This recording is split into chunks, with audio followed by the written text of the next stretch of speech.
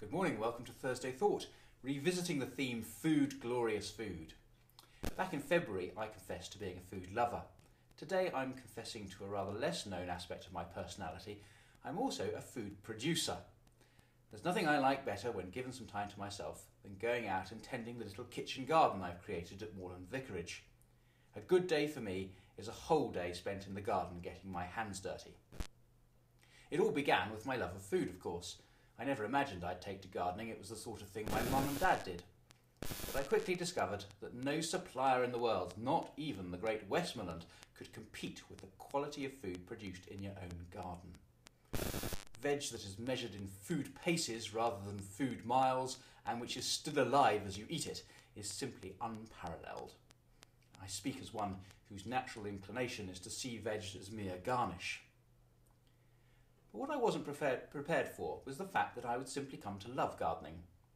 Whereas eating Brussels sprouts is a proven cause of grumpiness in children, the inability to get out on your day off and grow Brussels sprouts is a proven cause of grumpiness in vicars.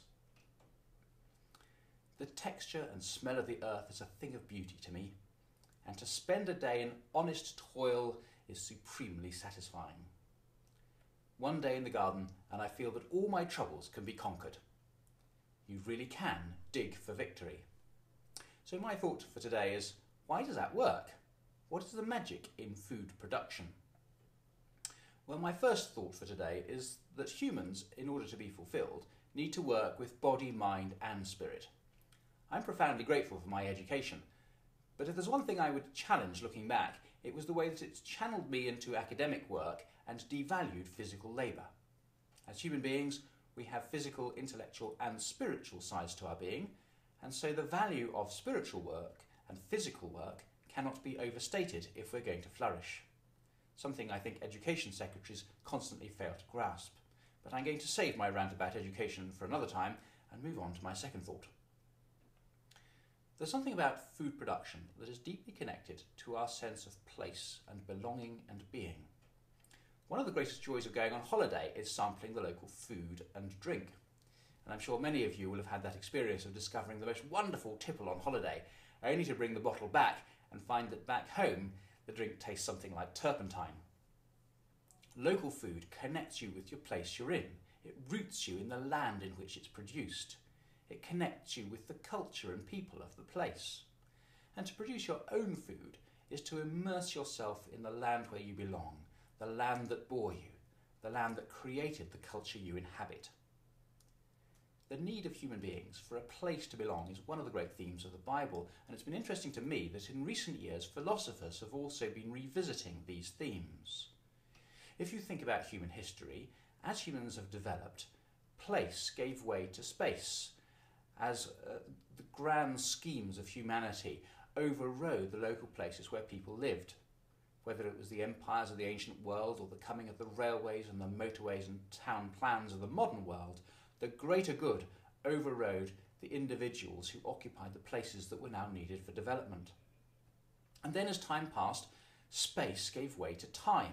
What mattered was not how far apart things were, but how quickly you could move between them.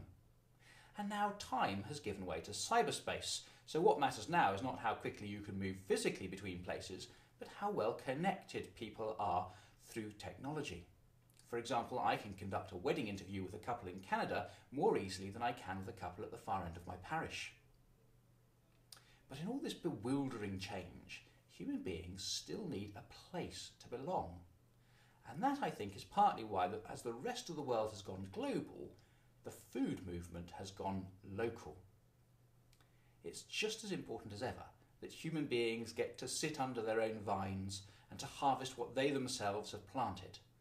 It gives them a deep sense of belonging, of mattering, of flourishing and of being rooted within the land that they occupy. It gives them security on many levels. It worries me terribly that our food security in this country is so poor. We produce so little food for ourselves that if our imports were cut off today, as they were in the Second World War, our food resources would only feed the country for a few days. By the time we'd dug for victory, we'd all be dead.